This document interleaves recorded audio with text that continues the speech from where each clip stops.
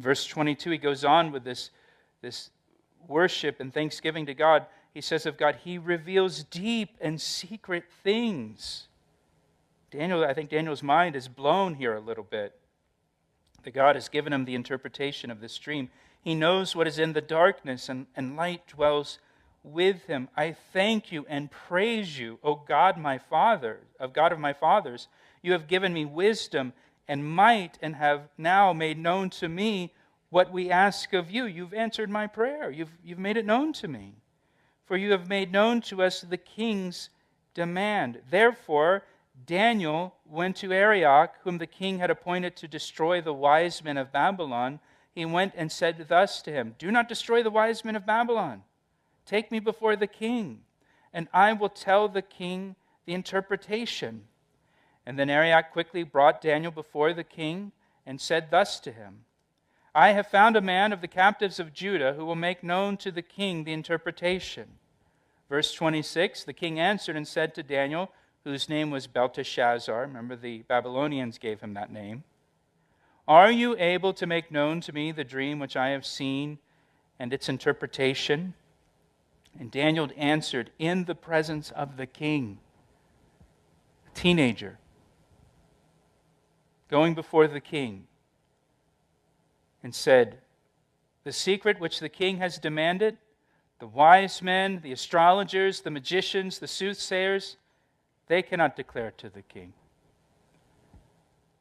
All these advisors you're trusting in, they have failed you. They can't help you. He's like 16 years old.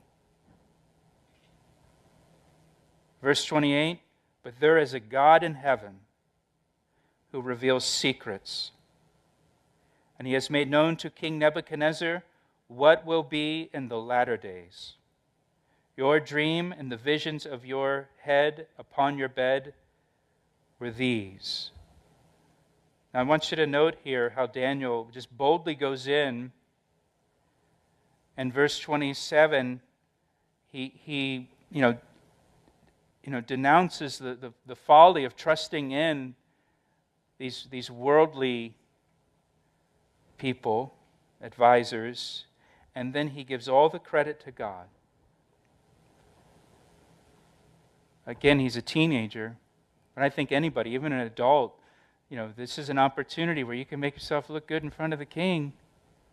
And we all know people like that like to take credit for things that they don't do. And he can make this, hey, well, king, actually I was praying and just came to me, He can make it all about himself, but he gives all credit to God. And I think whenever we have the opportunity, we should give credit to God, especially when we have an important audience, like the king, or your boss, or whatever it may be, or your class. To give glory to God. And notice in verse 28, Nebuchadnezzar's dream has to do with what will be in the latter days. And that's an important phrase for us in the Bible.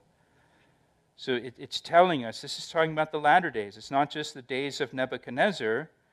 Nebuchadnezzar's dream is looking into the future, to the latter days of human history, all the way up to the second coming of Jesus Christ, as we're going to see.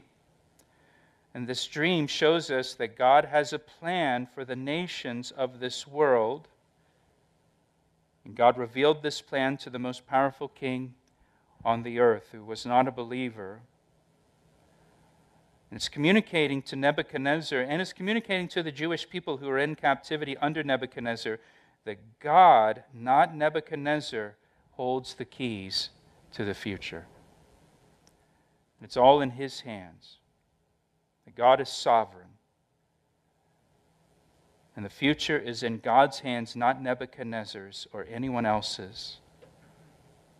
And so verse 29, he says, As for you, O king, thoughts came to your mind while on your bed about what would come to pass after this, and He who reveals secrets has made known to you what will be. So it's future. But as for me, this secret has not been revealed to me because I have more wisdom than anyone living, but for our sakes who make known the interpretation to the king, and that you may know the thoughts of your heart. You see the humility here of Daniel. It's not because I'm anything special that God has revealed this to me. It's just the grace of God, the mercy of God. So now he begins to describe the dream. You, O king, were watching, and behold, a great image or a statue. And this great image, whose splendor was excellent, stood before you, and its form was awesome. This image's head was of fine gold, its chest and arms of silver, its belly and thighs of bronze, its legs of iron, its feet partly of iron and partly of clay. You watched while a stone was cut out without hands, that means it's divine, which struck the image on its feet of iron and clay and broke them in pieces. Then the iron, the clay, the bronze, the silver, and the gold were crushed together and became like chaff from the summer threshing floors, and the wind carried them away so that no trace of them was found.